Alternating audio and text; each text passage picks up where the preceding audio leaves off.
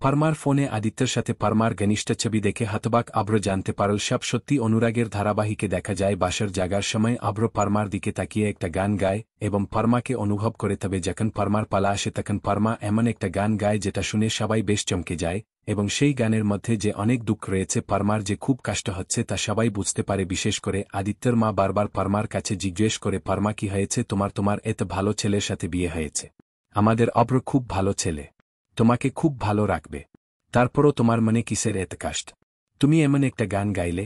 পারমা কথাটা ঘুরিয়ে নিয়ে বলে, আসলে আমার মনে যা এসেছে আমি সেটাই গেয়েছি। কিন্তু পারমা ভাবতে থাকে ওই আদিত্যর কথায়।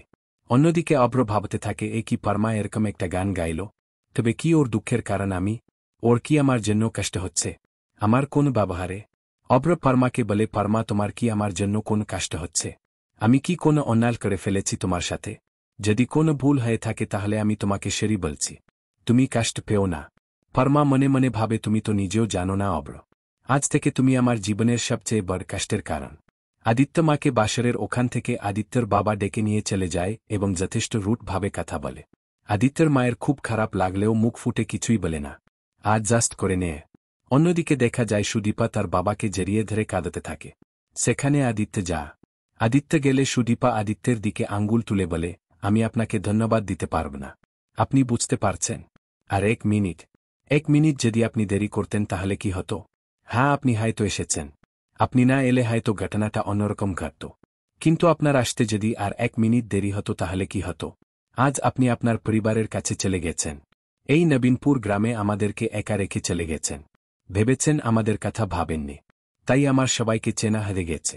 আদিত্য হিমাদ্রি বাবুকে বলে, হিমাদ্রি বাবু আপনার মেয়ে যা বলছে তা হয়তো ঠিক, কিন্তু আপনার মেয়ের পড়াশোনা অনেক ভালো হলেও বুদ্ধিটা অনেক কম। তবে হ্যাঁ, আমি আমার নিজের কাজে যাওয়ার জন্যই আমার বাড়িতে গিয়েছিলাম, সেটা আমার ভুল হয়েছিল, আমার জন্যই আজ এরকম কিছু হতে যাচ্ছিল। সুদীপা আদিত্যকে বলে, আর এই জন্যই আমি আপনাকে কোনোদিন ধন্যবাদ জানাতে পারব না। হিমাদ্রি বাবু বুঝতে পারে সুদীপা দিন দিন আদিত্যের সাথে খুব রুট ব্যবহার করছে। অন্যদিকে দেখা যায় পারমাকে নিয়ে চৌধুরী বাড়িতে যায় সবাই। বধূ বরণের ব্যবস্থা হয়ে যায় এবং ছোট কাম্মা অর্থাৎ আদিত্যর মাই পারমাকে বরণ করে। দুধে আলতায় পা দিয়ে যখনই পারমা ভেতরে ঢুকবে তখনই পারমা দেখতে পায় সামনে আদিত্য আর অব্র ছবি। আদিত্য ছবিগুলো দেখে আদিত্যর কথা ভাবতে ভাবতে একটু অন্যমন মনুষ্ক হয়ে যায় পারমা, আর তখনই পাটা অন্যদিকে দেয়। দুধে আলতার ওই থালাটা কাত হয়ে পড়ে যা, যেটা দেখে প্রচণ্ড ক্ষেপে যায় গায়ত্রী চৌধুরী এবং চিৎকার করে বলে, এ কি, এটা তুমি কি করলে, এই অমঙ্গল তুমি কি করে করলে। পারমা বুঝতে পারে যে হ্যাঁ, ভুল হয়ে গেছে তার, সে ওই আদিত্যকে দেখে একটু অন্যমনস্ক হয়ে গেছে। কিন্তু আদিত্য কোথা, কখন আসবে আদিত্য ভাবতে থাকে পারমা। গায়ত্রী দেবী খুব রাগ করলেও ছোট কাম্মা বিষয়টা সামলে নেয় এবং দুধে আলতার থালাটা আবারও দিয়ে বলে সুন্দর করে পা রেখে আসতে। পারমা দুধে হালতায় পা দিয়ে আবার ভেতরে আসে। অন্যদিকে অব্র ভাবতে থাকে, কি হচ্ছে কি এসব, পারমা কেন এমন করছে, কেনই বা পারমাকে এমন লাগছে।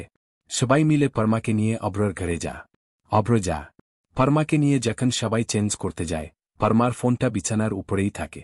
হঠাৎ ফোনটা দেখতে পেয়ে অব্র ফোনটা হাতে তুলে নেয় এবং যখনই ফোনটা অন করে তখনই সেখানে আদিত্যর ছবি দেখতে পায়। আদিত্য আর পারমার ক্লোজ ছবি, যেটা দেখে চমকে যায় অব্র। ভাবতে থাকে, একই ভাইজের সাথে পারমার ছবি, তার মানে ভাইজের সাথে পারমার আগের থেকে পরিচয় রয়েছে। ছবিগুলো দেখে তো মনে হচ্ছে ওদের মধ্যে ভালোবাসার সম্পর্ক ছিল। আমার কাছে ওরা এভাবে বিষয়টা লুকিয়ে গেল। তো বন্ধুরা, তোমরা এটাই চাও তো যে অব্র যেন এভাবেই সত্যিটা জেনে যায়? কমেন্ট করে জানাতে ভুলো না।